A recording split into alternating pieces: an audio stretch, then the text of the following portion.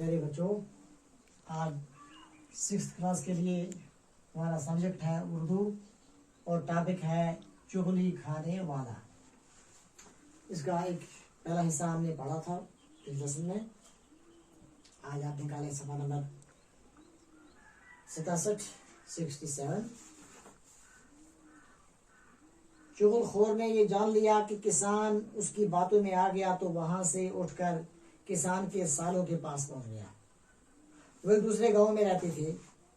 चुगलखोर ने उन्हें बताया कि तुम यहाँ मजे कर रहे हो और तुम्हारा बहनोई तुम्हारी बहन को रोजाना बड़ी बेदर्दी से मारता है। उन्होंने हैरान होकर कहा कि हमारी बहन ने तो कभी नहीं बताया। चुगलखोर ने कहा, वो बेचारी शर्म के मारे तुम्हें कुछ नहीं बताती। उन्होंने कहा, हम तुम्हारी बात पर कैसे यकीन कर लें। चुगलखोर फौरन बोल पड़ा कि अगर तुम अपनी आंखों से देखना चाहो तो कल दोपहर को खेतों में आकर देख लेना। वो ये बात सुनकर लाल बबूका हो गए। उन्होंने चुगलखोर से कहा कि कल हम खेत में छुप कर ये सब कुछ अपनी आंखों से देखेंगे। चुगलखोर वहां से रुखसत होकर सीधा किसान के भाइयों के पास पहुंचा। चुगलखोर उनसे कहने लगा कि तुम अच्छे मान आए हो। तुम्हारा भाई हर चौथे रोज अपनी बीवी के भाइयों से पिटता है और तुम्हें उसकी कोई खबर नहीं। किसान के भाई गुस्से से तिलमिला उठे। चुगलखोर ने यकीन दिलाने की खातिर उनसे भी कहा कि कल दोपहर को खेतों में आकर देख लेना। तो जैसा कि पहले लेसन में आपने पढ़ा कि चुगलखोर जो था 6 महीने के बाद उसे एक चुगली खानी थी। तो वो पहले किसान की बीवी के पास गया और उसे कहा कि तुम्हारा खामद जो है किसान कोड़ी हो गया है, तो अगर आप यकीन नहीं तो कल जब खाना ले जाओगी तो उसके हाथ को चाट कर देखना कि कोड़ी का जिस्म नमकीन होता है। किसान के पास गया चुगलखोर, कहा तेरी बीवी पागल हो गई है, वो जब कल आएगी तो तुम देख लेना कि वो तुम्हें काटने लगेगी। उसके बाद ये चुगलखोर ने जब ये जान लिया कि किसान और किसान की बीवी उसकी बातों में आ गए हैं तो फौरन किसान के सालों के पास पहुंच गया, किसान की बीवी के भाइयों के पास पहुंच गया। वो दूसरे गांव में रहते थे। चुगलखोर ने उन्हें बताया कि तुम यहाँ मजे कर रहे हो, लेकिन तुम्हारा बहनोई जो है वो तुम्हारी बहन को रोज बेदर्दी से मारता है। वो हैरान होकर कहने लगा कि हमारी बहन ने तो कभी हमें ऐसा नहीं बताया।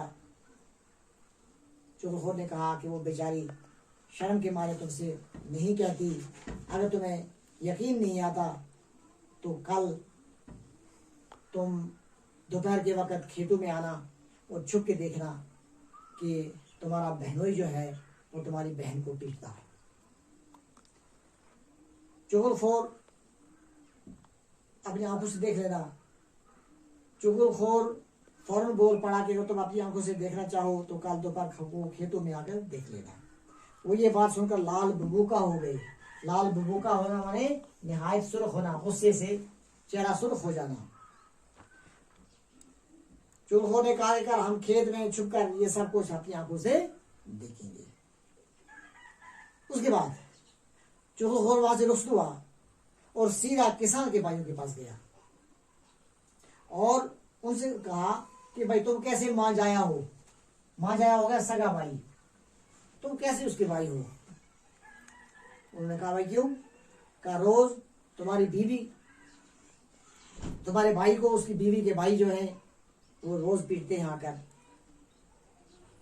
तो वो भी गुस्से से तिलमिला उठे। तिलमिला उठना माने बेचैन हो जाना, तड़पना। वो भी तड़पने लगे कि बाजरा क्या है। उन्होंने कहा कि हम कैसे यकीन करें। चुगलखोर ने कहा कि कल दोपहर के वक्त आप खेतों में आकर छुप कर देख लेना और ये सारा माजरा तुम अपनी आंखों से देख लेना। तो प्यारे बच्चों कि चुगलखोर ने एक ऐसा तरीका किया, बहुत सारों को इस लड़ाई झगड़े में इन्वॉल्व किया, मुलव्वस किया। तो सबसे पहले वो किसान की बीवी के पास गया, फिर उसके बाद वो किसान के पास गया। तो किसान को जब वो उसने आमादा किया तो किसान को आमादा करने के बाद वो फिर किसान के सालों के पास गया, यानी किसान की बीवी के भाइयों के पास गया। उन्हें भी उनके कान भरे इसके खिलाफ और वही वक्त दिखाया। तो उसके बाद किसान के भाइयों के पास गया कि तुम भी कैसे मान जाए हो कि तुम्हारे भाई को रोज उसके साले पीटते हैं। तो वक्त क्या रखा, सबों को एक ही वक्त दिखाया। कल दूसरे दिन 12 बजे कि जब किसान की बीवी खाना लेकर जाएगी तो वो आपस में लड़ेंगे। वहां से उसकी बीवी के भाई जो हैं वो आएंगे, वो उनकी आपस में लड़ाई होगी तो वो किसान के भाई भी जाएंगे। तो इस तरह एक बहुत बड़ा हंगामा खड़ा कर दिया किसने, इस चुगलखोर ने। आगे क्या होता है, चुगलखोर किस तरह इसको कहानी को आगे लेता है और इस लड़ाई को आगे लेता है, वो दूसरे में पढ़ेंगे। शुक्रिया।